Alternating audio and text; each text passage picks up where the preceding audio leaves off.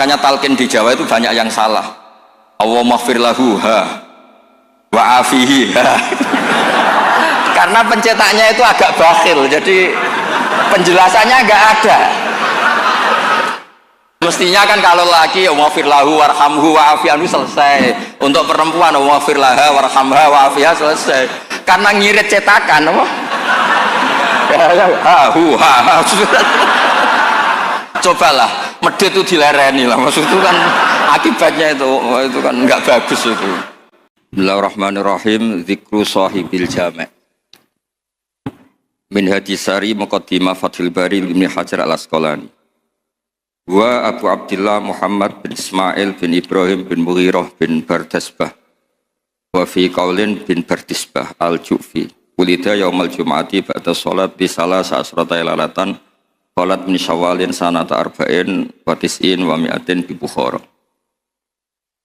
Qala al-Imam al-Bukhari sahibul jami' as-sahih lisun al-musnad min hadisi Rasulillah sallallahu alaihi wasallam wa sunanihi wa ayyami.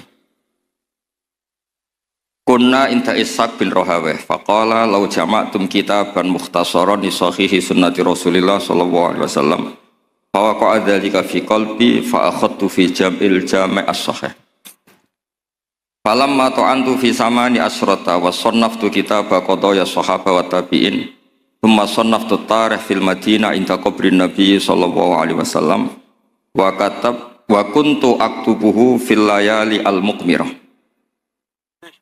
la aji'u bi hadisin anis sahabati wa tabi'in illa araftu maulid aktsarihim wa wafatihim wa masakinihim wa lastu arwi hadisan min hadisi sahaba wa tabi'in yakni min al-mauqufat illa walahu aslun ahfadzu dzalika an kitabi rasul an kitabillah wa sunnati rasulih ma katabtu fi kitabi sahih haditsan illa ikhtasaltu qabla dzalika wa shallaitu rak'atan sunnatul jami'a min 600 alfi hadisin fi 16 sanatan wa ja'altuhu hujjatan fi ma baini wa bainallah.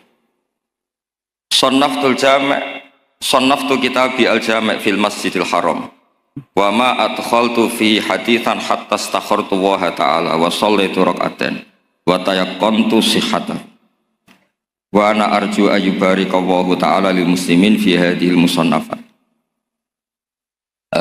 Ubayinu li hadhil jamaah man huwa al-jami' sayyidun fil lughati al-Indonesia.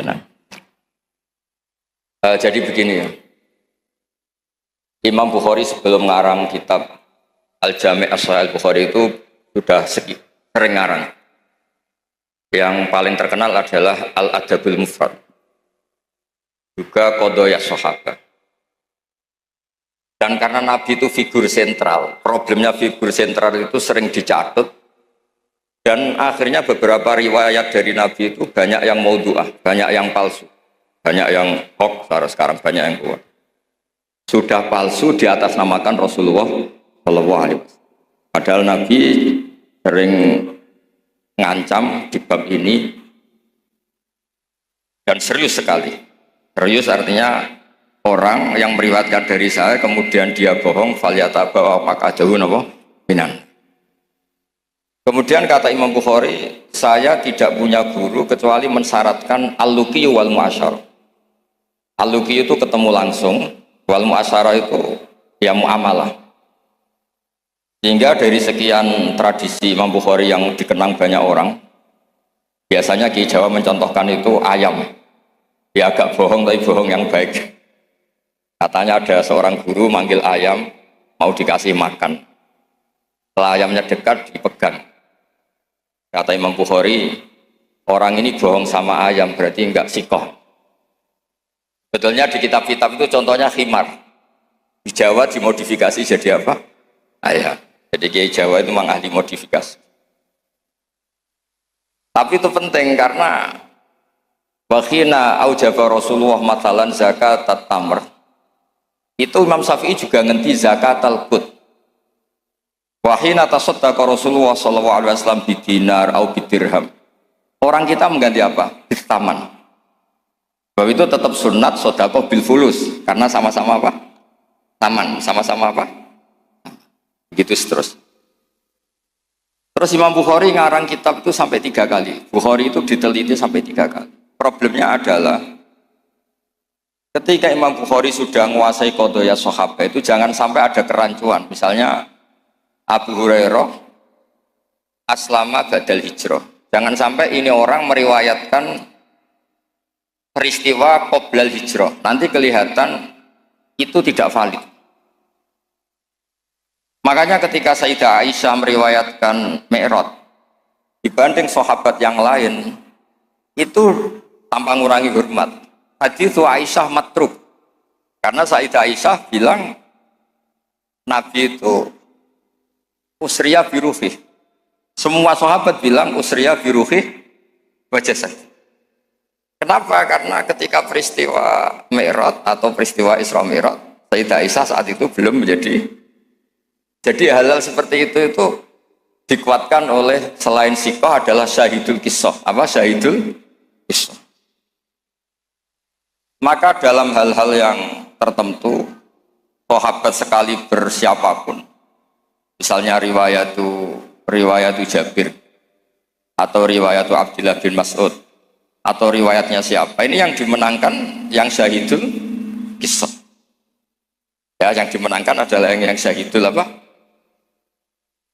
Misalnya ada kelompok tertentu yang dahuna aliyan fauqa manzilati. Apapun hebatnya Sayyidina Ali itu tentu tidak sevalid Abu Bakar ketika cerita hijrah. Karena yang nyewa Abdullah bin Uraiqid ya Abu Bakar. Yang melibatkan asma dzatin nitab au yuqalu laha dzatun nitaban. Itu juga siapa? Abu Bakar. Tentu lebih valid. Tapi peristiwa keluarnya Nabi dari kamar yang Ali menggantikan posisi tidurnya supaya yadhunnu Quraisyun atau yadhunnu kufaru Quraisyun anan Nabi masih tidur di situ. Yang paling valid siapa? Ya riwayatnya Sayyidina Ali karena beliau syahidul kisah. Begitu juga peristiwa Sayyidina Utsman.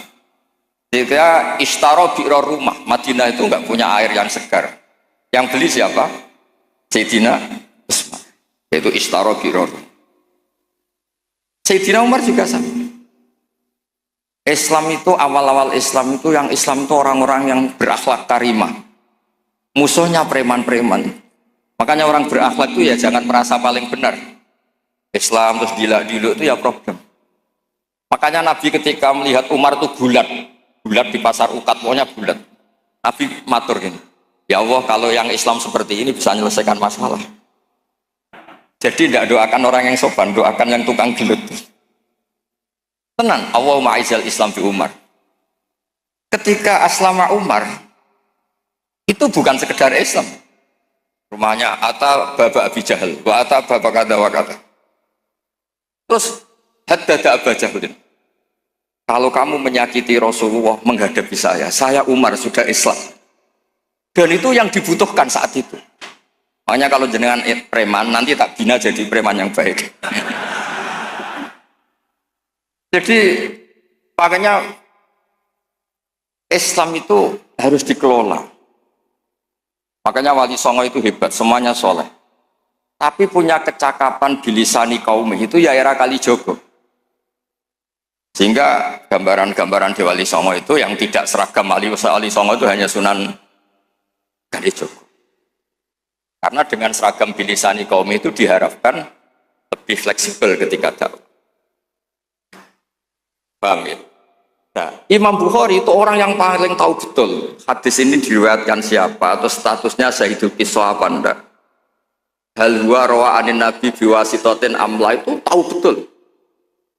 Sehingga ketika tidak terkonfirmasi itu sampai safara rajulun min Makkah ila Misra di hadisin wahid. Karena yang syahidul kisah sekarang sakana Misra.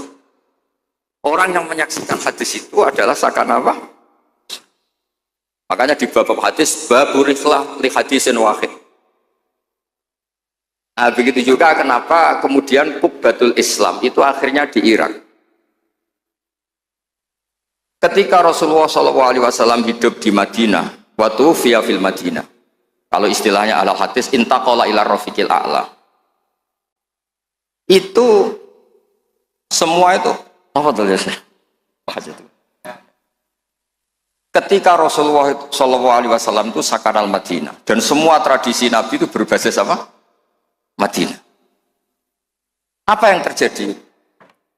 Era Imam Malik, ya Imam Malik itu muridnya Imam Zuhri. Imam Zuhri ini sudah menangi sekian orang-orang yang talaqqo min Rasulillah. Itu kata Imam Malik, mikyal ya mikyalu ahlil Madinah, mizan ya mizanu ahlil Madinah. Semuanya ahlul Madinah. Tapi gara-gara Sayyidina Ali itu protes. Ya protes, tahu protes. Orang-orang yang sholat di Makkah itu paling nyari fadhailus sholat di Makkah. Yang sholat di Madinah juga cari fadhailus sholat di Madinah. Tapi tidak ada nasrul Islam. Maka beliau itu intaqala ilal Kufah. Itu disalahkan hampir semua sahabat. Karena Nabi kalau muji Madinah begitu. Kayak apa Madinah itu? Muhajiru Rasulillah, Madinatu Rasulillah. Tapi berkahnya Sayyidina Ali pindah Kufah dan diikuti kayak Abdullah bin Mas'ud dan beberapa akabirus sahabat. Akhirnya as-sahhus sanad fil qiraah itu sanadu Asim. Fa inna Asiman akhadha an Abdurrahman As-Sulami wa akhadha Abdurrahman As-Sulami an akabiri sahabah min bainihim Abdullah bin Mas'ud wa Ali bin Abi Thalib. Karena ilmu ini sudah pindah Kufah dan Basrah, itu kalau ada khilaf nahwu itu bukan ikhtilafu ahli Makkah wal Madinah tapi ikhtilaful Kufah wal Basrah. Sampai ketua wali Syekh Abdul Qadir Al-Jilani bukan orang Madinah tapi orang Baghdad.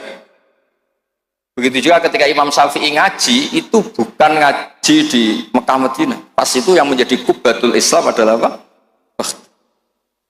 Jika ilmu itu ya sudah.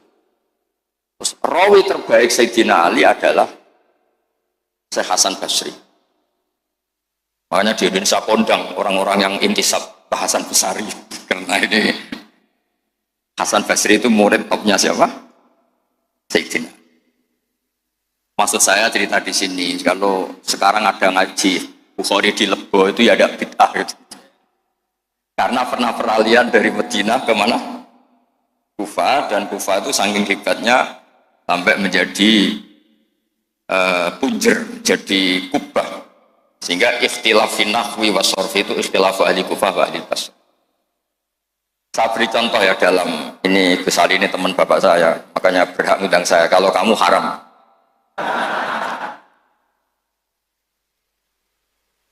Orang Kufah itu sebetulnya ajam, wakum minal biladil ajamiyah.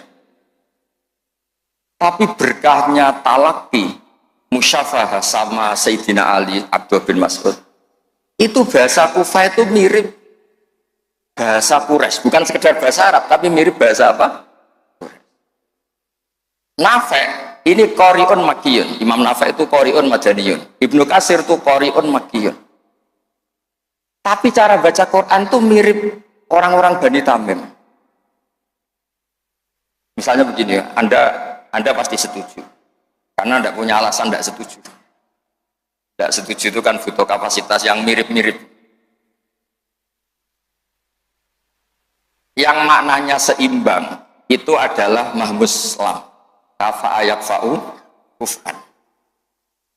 Harusnya qiraah masyhurah itu walam yakullahu kuf'an ahad bil hamzah. Dan rata-rata qiraah sab'ah bacanya qiraah sab'ah bacanya walam yakullahu kuf'an ahad. Bukan kufuan. Tapi orang Quraisy itu yubaddilunal hamzata wawan ba'da dhammi. Sehingga kufuan menjadi kufuan. Maka suatu saat ini bukti bahwa lisanu ahlil Kufah atau lisanul Imam Asim itu mirip lisanu Rasulullah Shallallahu Alaihi Wasallam fil fasahah. Nanti ini juga kaitannya dengan Imam Bukhari. Imam Bukhari itu orang Uzbek, tapi karena sering meriwayatkan hadis Rasulullah itu beliau itu yatakallamu bil lughatil fusha. Bahkan walam yaftar illa minal alfat illa afsahah. Dia tidak memilih alfat illa afsahah, paling fasih. Karena tajarub, karena seringnya talaki dengan bahasanya Rasulullah Shallallahu Alaihi Wasallam. Terbukti. Suatu saat Nabi itu diundang orang ya agak bedui. Ya Nabi Allah. Nabi tertawa-tawa. Meskipun ini hadis dhaif, Nabi tertawa-tawa. Ana Quraisyun, kul ya Nabi Allah. Logikanya itu bener Hamzah. Fa innan nabiyya man naba'anillah. Misalnya Nabi itu orang yang menceritakan ketentuan-ketentuan Allah. Yaqul wa ta'ala li rasulih nabbi ibadi anni anal ghafurur rahim. Wa nabbihum an dhaifi Ibrahim. Amma yatasaalun anin naba'il azim. Semuanya itu pakai hamzah. Tapi ketika sudah ya Nabi Allah, enggak ya Nabi Allah tapi pakai apa? Ya. Sebab itu qiraatun Nafi' yang beliau orang Madinah tetap saja baca wan nabiin, bukan wan nabiin tapi apa? Wan nabi. Maksudnya ini nyeritakan Mbah Maimun, masih keluarganya Gus Ali Mbah Maimun. Makanya Mbah Maimun itu sering bilang, kowe sing seneng gak? Tetep ana wong Jawa alim. Tetep ana wong Uzbek alim, wong Faris alim. Mergo pangeran ora trima nak ora terbukti ilaka fatal linnas. Hadzal likafatin nas. Maka tidak boleh yang alim hanya orang Arab dan Medina. Wong lebih oleh yang alim. Dan ketok kafatal linnas. Fainal Ghazaliyah min tos ajami. Wasibawah min Faris ya aja. Karena Allah ingin menunjukkan hadzal likafatin nas. Mulane pantese ana wong Jawa sing alim. Kebenaran ra kowe ngono. Dadi iki rodok musibah. Mulane donga-donga pangeran dirayu. Ya Allah innaka qulta wa qaulukal haq ngene-ngene ila tafatal linnas wa ana minan nas la minal hayawan. Jadi Allah ingin membuktikan coba marji'un nas fit tafsir. Itu mimbenihim al-Qurtubi wa min ahli Andalus. Andalus itu Spanyol. Tapi gak pernah main sepak bola. Ahlul lughatil Arabiyyah. Siapa dia? Ibnu Malik Al-Andalusi. Ya kan? Imam Sibawayh vers. Itu dawuh Mbah Mun, misdaqu dzalika qaulu ta'ala wa ma arsalnaka illa kafatal. Wa hakada al-an sahibul jami' as-sahih wa min ahli Bukhari. La min ahli Makkah wa la min ahli. Ya tentu kita hormat Mekah Madinah itu faqul bilad kulliha, tentu kita sepakat. Karena Mekah tentu sudah punya sekian ulama, Madinah punya Imam Malik, punya sekian-sekian. Tapi orang yang di Sidoarjo sendiri tidak usah kecil hati. Ya, tidak usah kecil apa? Hati, donga mawon ya Allah. Innaka qulta wa qaulukal haq wa ma arsalnaka illa kafatal linnas. Terus ini wa ana minan nas. Laminal ayo. Ya, jadi ini supaya tambah senang. Nah, kemudian ini yang terakhir, tradisi kiai Jawa itu kalau sanad mutasil, kemudian musalsal, itu dihafalkan secara masif karena sudah menjadi amalun nas. Nah, di sini saya contohkan hadis yang sebetulnya di kitab Bukhari itu seringnya, itu riwayatnya dulu kalimatani habibatani ilar rahman saqilatani fil mizan khafifatani alal lisan. Riwayat yang untuk menutup Bukhari itu hadis itu. Tapi saya kasihan kiai-kiai yang apalannya itu kadung kalimatani khafifatani alal lisan saqilatani bil mizan habibatani ilar rahman. Tapi saya pastikan memang di Bukhari ada dua riwayat itu. Kebetulan kiai-kiai itu ngapalkannya satu. Ada yang tak tanya Gus Ali, kenapa kamu hafal satu? Gus ini kiai polsek, apa polsek? Pol salam tempe 50.000. Jadi rugi kalau saya hafal sebanyak jenengan, karena jenengan kan kiai besar, paling tidak 50.000. Wah, sembrono. Artinya gini, yang kiai polsek monggo lah hafalannya satu, tapi yang kiai besar tolong hafalannya ditambah gitu. Karena kadang-kadang kiai itu ya sembarangan. Kok rasa sembarangan Gus Ali? Kalau mulai cilik nganti tua, kalau dari anak bapak itu nganti kabundut. Pokoknya tiap orang mati mesti dalilnya kulo nafsin dha'iqatul. Tiap ana wong sunat mesti Nabi Ibrahim delok-elokno. Wis tuwek 80 tahun disunat ambek Ka'bah. Saake dadi gak ana perkembangan ilmu. Lah itu sering tak komplain, kenapa sih tidak ada perkembangan apa kayak gitu apa kayak Lah ya Gus polsek ya apa kon. Makanya di Indonesia itu ya begini ini. Sampai supirnya Kiai itu nita ini. Angger ana wong sunat. Oh, Nabi Ibrahim. Kasihan itu guys itu. Ya, tapi itu sah-sah saja karena apa? Polsek itu. Nah, ini kalau waca gitu. Bismillahirrahmanirrahim. Ziyadatun mubarakah. Qala al-Imam Al-Bukhari haddatsana Zuhair bin Harb haddatsana Ibnu Fudail an Umar an Abi Zur'ah an Abi Hurairah an Nabi qol kalimatani khafifatani ala lisan thaqilatani fil mizan habibatani lir rahman subhanallahil azim subhanallah hamdi. Itu yang populer di Jawa.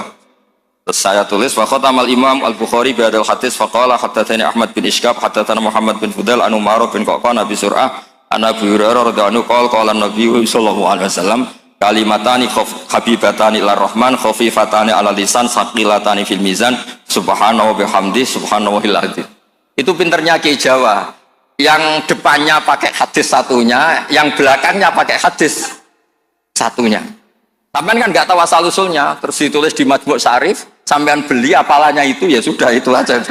Sebetulnya itu yang di tradisi Jawa itu kombinasi dua hadis. Makanya talqin di Jawa itu banyak yang salah. Allahumma ighfir lahu wa afihi. Karena pencetaknya itu agak bakhil, jadi penjelasannya enggak ada.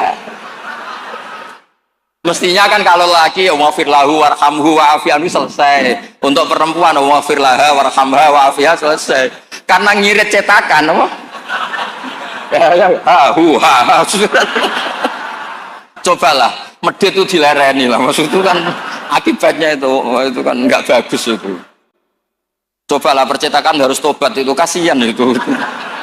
Mudin itu banyak Allahumma ighfir lahu wa afihi. Nah itu jenengan harus fatwa Gus, itu haram percetakan.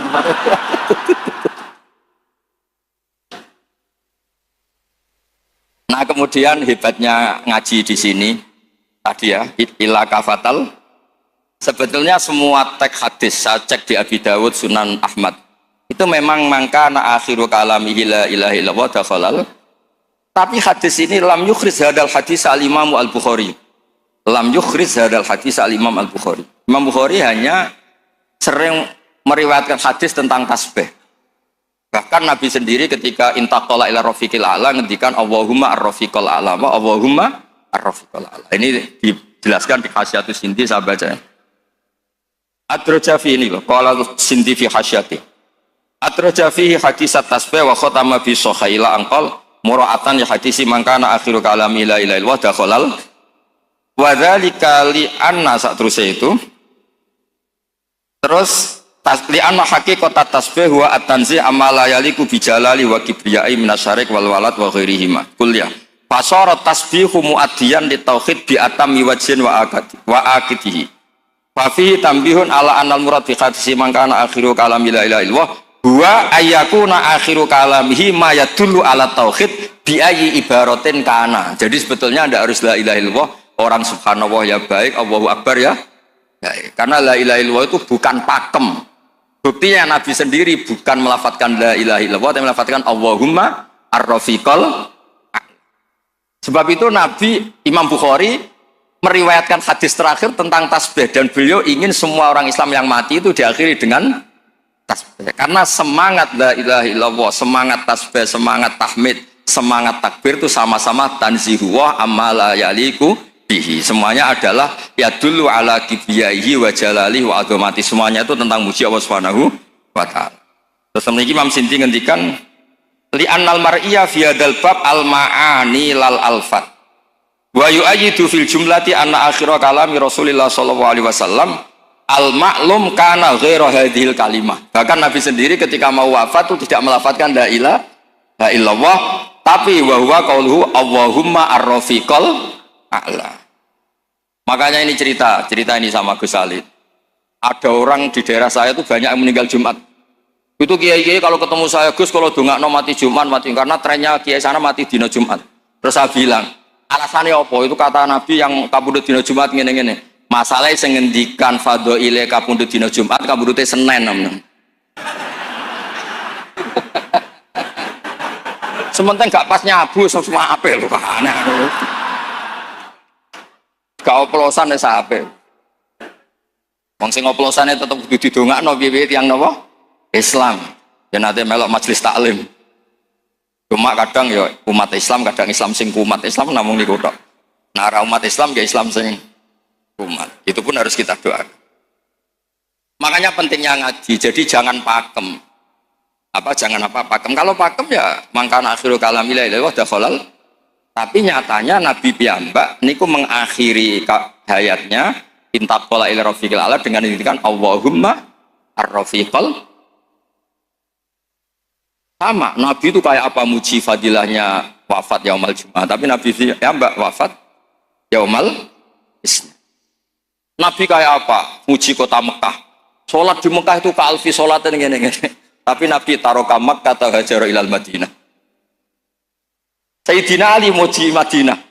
Tapi apa? Akhirnya tarokal Madinah wa hajara ilal Kufah. Ketika ditanya, "Limada? Kenapa engkau pindah ke Kufah?"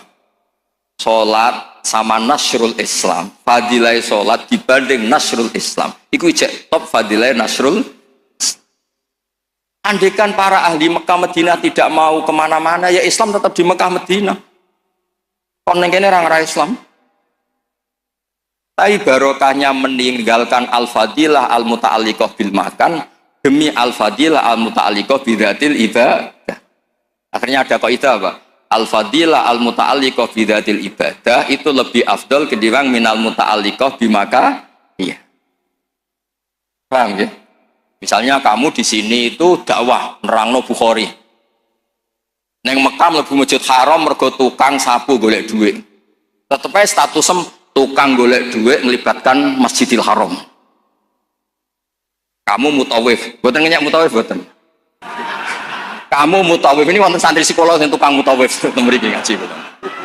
Kamu mutawif marai wong tawaf supaya sah. Tapi ning atine kok mau 20 gak bahagia. Sementara yang di Lebo sini, yang di sini yu'allimul hajjah wa yu'allimul mu'tamirah. Kaifa yakhujju bi hajjatin shahihah wa kaifa ya'tamiru bi umratin shahihah. Saleh Zaid badhe umrah. Kula kiai ikhlas tak ulang carane haji sing bener ngene, carane umrah sing bener ngene. Gaete sing melok aku. Tapi 2 juta. Ya ada ini tetap halal ini mau cerita. Artinya apa? Ketika mutawif ini mimpin tawaf di Ka'bah, sama yang mulang kaifiyatul haji bi kaifiyatin shahihah. Ikhlas. Mulangnya boten tenang haram. Kemriki kita model Gus Ali. Abal ini mana ya? Ustaz-ustaz sing teng Lebo. Kowe mulang carane wong haji bi hajjatin shahihah. Ulang teng Lebo, boten tanah haram lho mriki. Aja di haram-haramno lho mriki. Ulang hajatan shahihah. Iktamar umratan. Terus dijupuk gaet dilatek umrah teng mriki Gus. Gaete iki nyuwun sewu. Kan pikirane iku nak 20 untuk sakmene, nak 100 untuk sakmene. Sementara sing mulang ning kene, ya Allah mugi-mugi umrohe shahihah hajane sah. Diulang. Ini lho carane haji. Carane niat ngene, kok mikote ngene, ngene.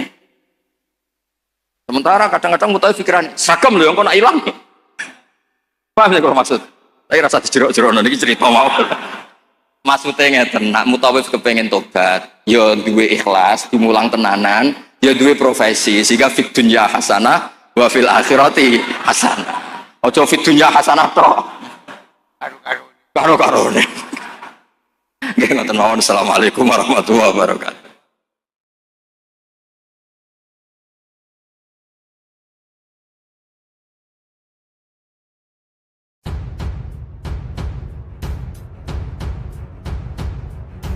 Assalamualaikum warahmatullahi wabarakatuh. Pemirsa Hidayah Rabbi yang budiman, di antara bentuk ibadah yang memiliki keutamaan besar dalam Islam adalah bersalawat kepada Nabi Muhammad sallallahu alaihi wasallam. Salawat bukan sekedar doa biasa, melainkan suatu amal yang memiliki kedudukan istimewa di sisi Allah Subhanahu wa taala. Betapa tidak, Allah sendiri dan para malaikat bersalawat kepada Nabi Muhammad sallallahu alaihi wasallam sebagaimana disebutkan dalam firman-Nya. Salawat kepada Nabi Muhammad SAW adalah amal yang sangat agung. Keagungan salawat tercermin dalam perintah langsung dari Allah Subhanahu wa Ta'ala agar kita bersolawat. Bahkan perintah itu diawali dengan pemberitahuan bahwa Allah sendiri dan malaikat juga bersolawat. Allah Subhanahu wa Ta'ala berfirman yang artinya, sesungguhnya Allah dan para malaikat bersolawat kepada Nabi. Wahai orang-orang yang beriman, bersolawatlah kalian kepada Nabi dan ucapkan salam penghormatan kepadanya. Quran Surat Al-Ahzab ayat 56. Pemirsa Hidayah Rabbi yang budiman, bersolawat lebih dari sekadar rangkaian doa. Ia merupakan penghubung jiwa yang membawa kita lebih dekat kepada rahmat ilahi. Dengan melantunkan selawat, setiap huruf yang terucap menjadi sarana untuk menyalurkan keikhlasan dan kasih sayang yang mengalir dari hati, mengukir kedekatan batin antara hamba dengan Nabi yang paling dicintai oleh Allah Subhanahu wa Ta'ala. Setiap kali kita mengucapkan salawat, kita seakan mengundang kehadiran keabadian, menyambut limpahan rahmat yang tidak terbatas, dan sekaligus mengukuhkan ikatan spiritual yang telah dirajut oleh Allah dan para malaikatnya.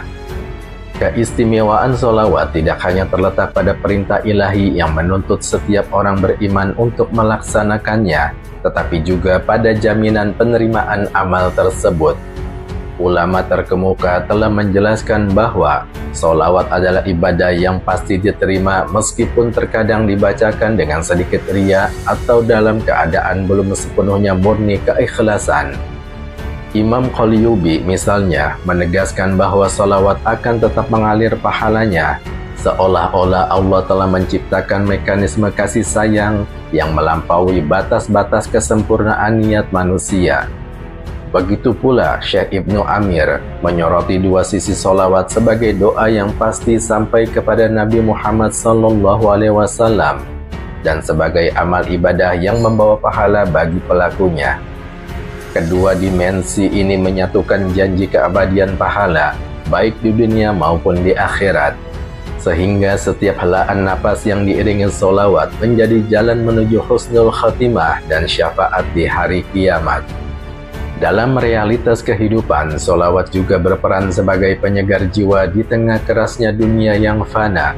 Ibadah ini seolah menjadi penawar segala resah, penguat hati yang tengah rapuh, dan pengingat bahwa dalam setiap langkah kita ada cahaya kasih sayang ilahi yang senantiasa menyertai. Meski sesekali niat kita terpengaruh oleh bayang-bayang kesombongan atau keinginan untuk mendapatkan pujian, Allah tetap menerima setiap sholawat sebagai bukti cinta yang tulus kepada Nabi Muhammad SAW. Setiap kalimat sholawat yang mengalun mengandung janji untuk meringankan azab, menghapus dosa, dan membuka pintu rahmat yang tidak terhingga. Sebagaimana kisah-kisah keringanan siksa yang pernah dialami oleh Abu Lahab, Abu Thalib karena kecintaan mereka kepada Rasulullah SAW. Lebih dalam lagi, sholawat adalah manifestasi dari cinta yang tulus dan penghormatan yang mendalam kepada sosok Nabi yang telah menyenari jalan umat manusia menuju kebenaran. Dengan mengucapkan sholawat, kita tidak hanya menunaikan sebuah perintah, tetapi juga menyatakan kecintaan kita kepada Allah melalui kecintaan kita kepada Rasul-Nya. Dalam setiap kata yang terucap terkandung harapan agar jiwa-jiwa kita selalu berada dalam naungan rahmat dan berkah, terhindar dari kerugian dunia dan akhirat, serta selalu terhubung dengan cahaya kebenaran yang memancar dari wajah Nabi Muhammad SAW. Sebagian ulama menyatakan sholawat adalah ibadah yang pasti diterima, walaupun di hati pembacanya masih terselip riya atau rasa pamer. Dalam hal ini, Imam Qalyubi menjelaskan, sholawat itu diterima dari setiap orang dan dalam kondisi apapun, diterima dari orang yang ikhlas. Begitu juga orang yang riya atau pamer amal menurut pendapat yang paling benar. Sumber Syekh Yusuf An-Nabhani dalam kitab Sa'adatud Darain halaman 34. Pemirsa Hidayah Rabbi yang budiman, lalu apa maksud sholawat pasti diterima? bukankah diterimanya suatu amal menandakan kepastian husnul khotimah bagi pelakunya? Setidaknya ada dua penjelasan tentang hal tersebut menurut kutipan Syekh Ibnu Amir dalam Hasiyah atas kitab Ithaful Murid Syarah Jauharatit Tauhid.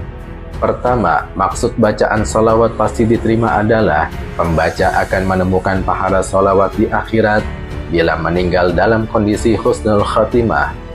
Hal ini berbeda dengan amal lain yang masih bisa diterima dan tidak.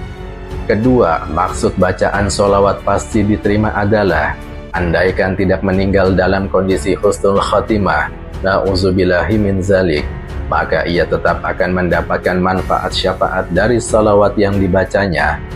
Setidaknya sholawat pernah dibacanya akan meringankan siksanya di neraka, sebagaimana Abu Lahab mendapat keringanan siksa tiap hari Senin karena gembira atas kelahiran Rasulullah Sallallahu Alaihi Wasallam, atau Abu Thalib yang mendapat keringanan siksa karena cintanya kepada Nabi Sallallahu Alaihi Wasallam dan doa yang dipanjatkan Nabi Sallallahu Alaihi Wasallam.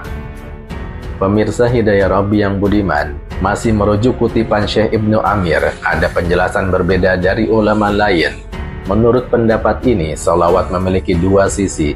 Pertama, sholawat adalah bentuk doa bagi Rasulullah Sallallahu Alaihi Wasallam. Sisi inilah yang pasti diterima. Artinya doa tersebut pasti sampai kepada Rasulullah Sallallahu Alaihi Wasallam. Sisi kedua, sholawat merupakan ibadah dari pembacanya. Dari sini ini diterimanya sholawat yang berbuah pahala bagi pembacanya sama seperti amal ibadah lain. Ia akan diterima ketika memenuhi beberapa syarat yang diantaranya adalah niat tulus tanpa riya atau pamer. Sumber Syekh Ibnu Amir, Hasiyah atas Ithaful Murid, Syarah Jauharatit Tauhid, halaman 21. Pemirsa Hidayah Rabbi yang budiman, bagaimanapun sholawat adalah amal yang sangat agung. Dengan bersalawat kita akan mendapat anugerah agung, yaitu termasuk golongan orang-orang yang selalu mengingat dan menyebut makhluk yang paling dicintai Allah, yaitu Nabi Muhammad Sallallahu Alaihi Wasallam. Tentu mencintai Allah Ta'ala berarti juga mencintai segala yang dicintainya. Tidak sembarang orang berkesempatan mendapat nikmat yang sangat besar ini. Betapa banyak orang yang lisannya tidak mendapatkan kesempatan untuk selalu menyebut sang kekasih Allah, Nabi Muhammad Sallallahu Alaihi Wasallam. Karenanya, masihkah kita malas bersalawat untuknya? Pemirsa Hidayah Rabbi yang budiman, bersalawat bukan hanya sekedar mengucapkan kata-kata, tetapi merupakan manifestasi cinta kepada Rasulullah Sallallahu Alaihi Wasallam. Dengan mengingat dan menyebut nama beliau, seorang muslim menegaskan hubungannya dengan makhluk paling mulia di sisi Allah. Mencintai Allah berarti mencintai segala yang dicintainya, dan Rasulullah Sallallahu Alaihi Wasallam adalah manusia yang paling dicintainya. Oleh karena itu, betapa beruntungnya seseorang yang lisannya senantiasa menyebut Nabi Muhammad Sallallahu Alaihi Wasallam dan hatinya dipenuhi kecintaan kepada beliau. Sebaliknya, betapa ruginya mereka yang tidak menjadikan sholawat sebagai bagian dari kesehariannya. Maka, masihkah kita enggan untuk bersolawat? Apakah kita tidak ingin termasuk dalam golongan orang-orang yang senantiasa mendapatkan limpahan rahmat dan keberkahan dari Allah Subhanahu wa Ta'ala?